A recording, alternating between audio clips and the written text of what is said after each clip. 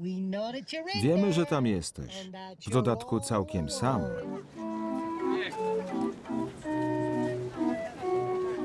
Hello everyone, welcome to Poland with Ela. I'm Ela and I'm really glad to be with you guys today. For those of you who saw my previous video, you know I've been battling some sort of a flu, but today, apart from a runny nose and an occasional fever, I'm pretty much back to normal. So I guess the home remedies that I've tried helped. So here's to that. Cheers.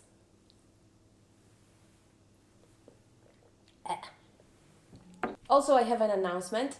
I'm slowly but surely approaching the YouTube quotas to start earning on the ads that YouTube posts on my videos.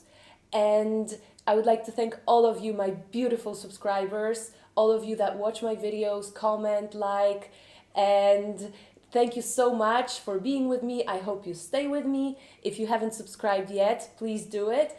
And let me know in the comments if there's anything else that you would like me to talk about when it comes to Poland.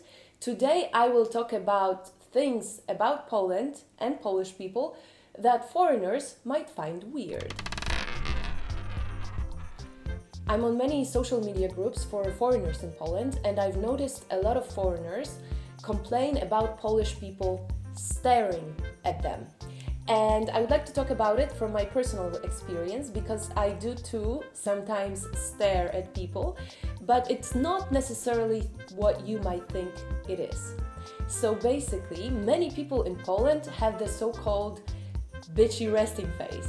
And when living abroad, whether a student or at work, I can't count how many times I've been asked if I'm mad at someone or if there's anything wrong.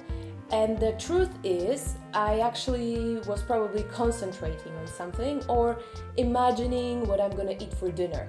And in this case, I don't really think about the way I look. I don't close my eyes, don't look up, but just... People in Poland do tend to stare when they don't like someone's behavior.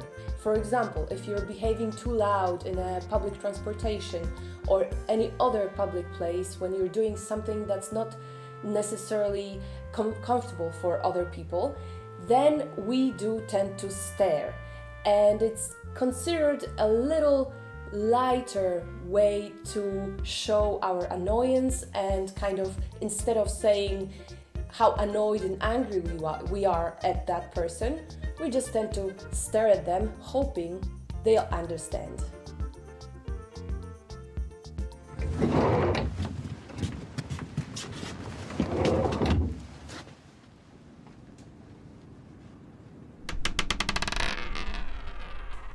We Poles are very outdoorsy.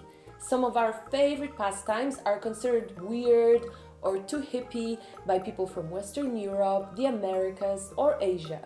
And we tend to take advantage of our natural surroundings, the forest, the lakes, the mountains, the sea, while going hiking, sailing, or picking mushrooms. And every year more and more people join in, especially during the last years when gyms and clubs were closed because of the COVID pandemic.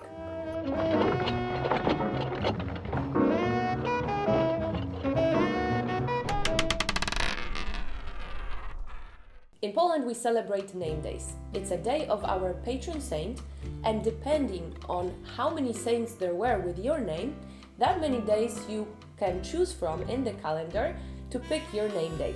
With one exception of Maria, the name for Mary in Polish, and Maria has many days in the calendar to choose from because there's a lot of holidays of the Virgin Mary in the Polish Roman Catholic calendar.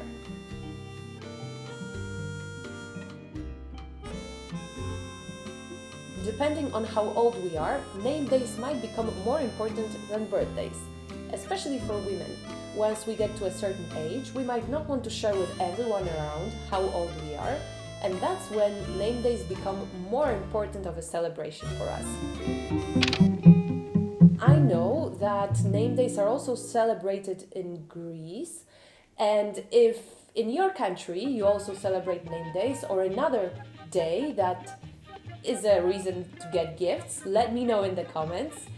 Well, I wanted to use this occasion to wish my brother Andrzej a happy name day. If you're watching, if not, I'll call him later.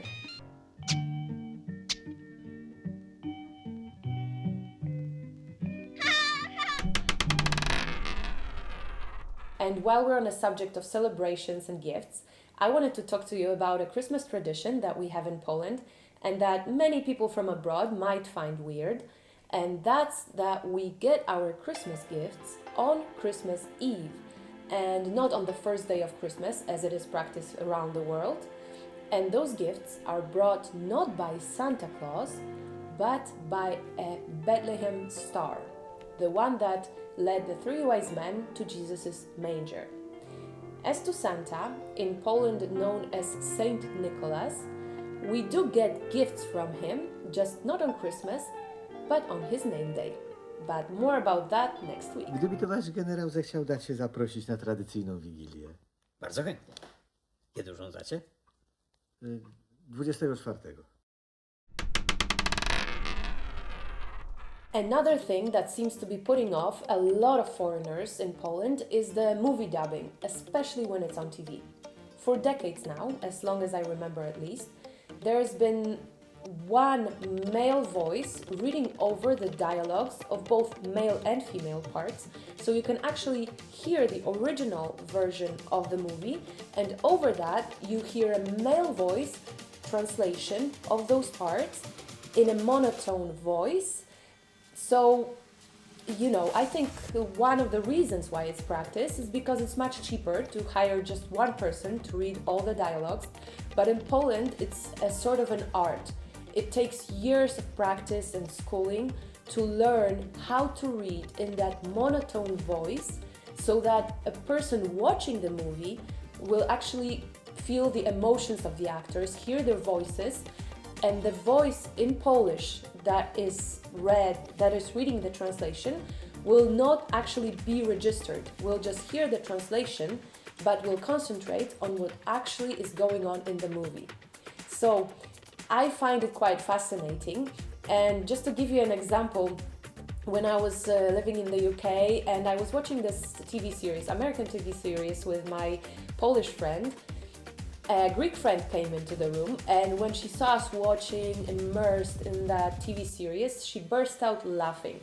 And we had no idea what she was laughing about until she explained that she didn't understand how come we are watching this American TV series, we can hear the dialogues, but there's some guy reading over the dialogues in Polish, and we're actually not, we're concentrating on what we're watching. How come we're not, distracted by the guy's voice? And that's the thing. It's an art, and if your mother tongue is Polish, you usually sometimes don't even register that male low voice that's reading over the dialogues. And here is two examples from one movie that you probably know very well. Co ty wyprawiasz? To on zaczął. Specjalnie zjadł moją pizzę. Wiemy, że tam jesteś. W dodatku całkiem sam. Otwórz drzwi, mały. There's so many other things that we do in Poland that foreigners might find weird or quirky, or that you had no idea about, and I want to share them with you in the future episodes. But for now, that's it from me. Don't forget to subscribe so you don't miss those future episodes, and see you soon.